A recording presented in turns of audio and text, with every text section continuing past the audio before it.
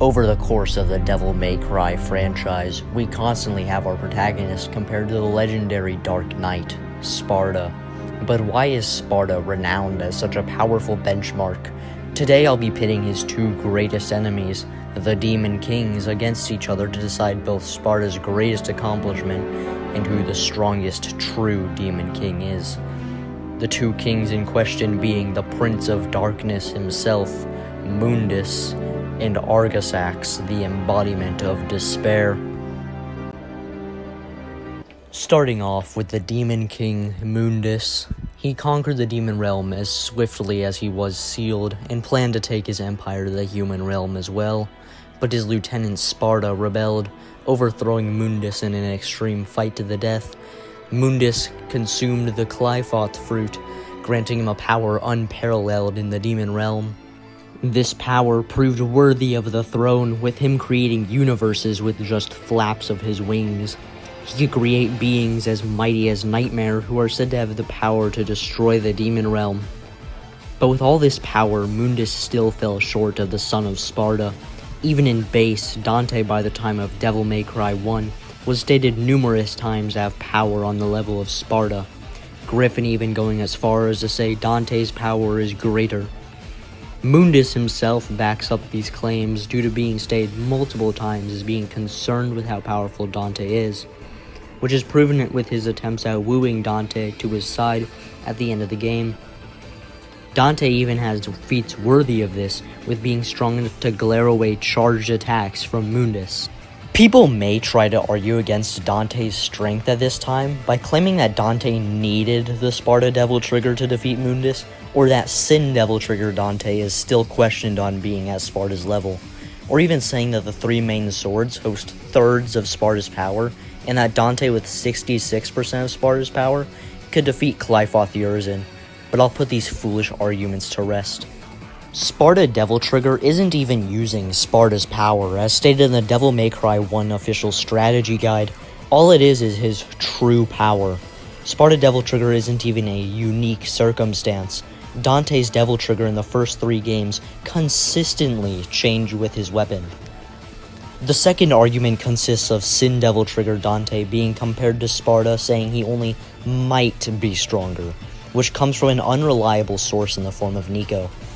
The reason Nico isn't a reliable source is due to the fact she generally has little knowledge on Sparda and his descendants, as she didn't even believe he existed until the Devil May Cry 5 prequel novel, Before the Nightmare.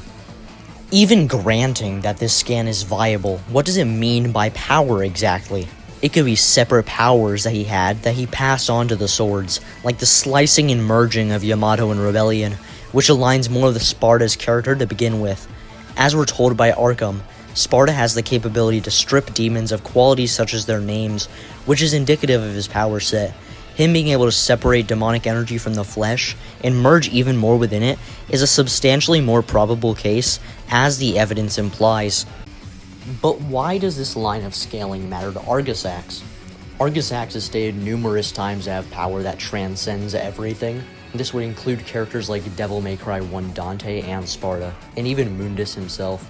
Even if you want to argue he isn't knowledgeable on these characters, which would just be disingenuous, he has to know the dimensional barrier between the human realm and the demon realm, as the reason he needed the Arcanas was to bypass said barrier, meaning Argosax transcends the dimensional barrier that Mundus blatantly can't reach.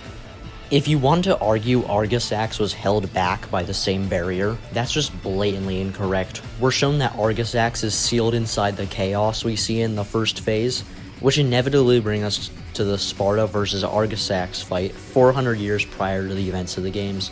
Sparda is noted to have not outright beat Argosax in a one-on-one. We're actually told he worked with the Guardians to seal him, which I already explained earlier as to why this Sparda would be at full power, and at the absolute most be lacking a few unique abilities. Even disregarding the prior arguments for Sparda, there's no way to prove Sparda could beat him at full power, assuming he is hypothetically heavily weakened during the fight, as the prior arguments I suggested for Argosax suggest.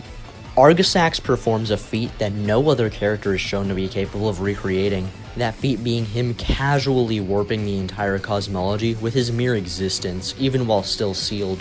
This is quite literally warping the entire continuum, as is demonstrated and stated that he is reverting everything back to its original state, and is noted as creating paradoxes and bringing things from the past to the current era. Going to the Devil May Cry 5 prequel novel again, Balrog has been gathering power for an extended period of time to fight and overthrow Argosax. Why is this significant? This presents us with the information that Argosax is essentially the man to beat if you were to go for the role of Demon King. Not Mundus, not Pluto, Argosax. Argosax is also stated to have had control over most of Hell, which directly means he had control over a larger portion of the demon realm than Mundus did during their war. Arguments people may use to claim relativity or even superiority on Mundus' end are things such as the Devil May Cry timeline video and Dante's statement in the Before the Nightmare novel. Neither of these statements are valid. I'll explain why. The first statement, the one from the timeline video, states that Dante is beating characters on par with the Demon King Mundus, this scan likely being in reference to Argosax and Abigail, but both of those characters showcase feats above Mundus. Abigail is capable of clashing evenly with a post-Devil May Cry 1 Dante, actively forcing him into Devil Trigger, which, as I established earlier, puts Abigail above Mundus.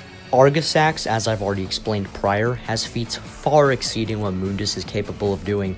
The statement is contradictory to the source material and is inconsistent with the feats performed by the characters, making it invalid. What people use to also downgrade Argosax to even below Mundus is using Dante's statement from Before the Nightmare, stating Dante forgot who Argosax was, but that just doesn't matter at all.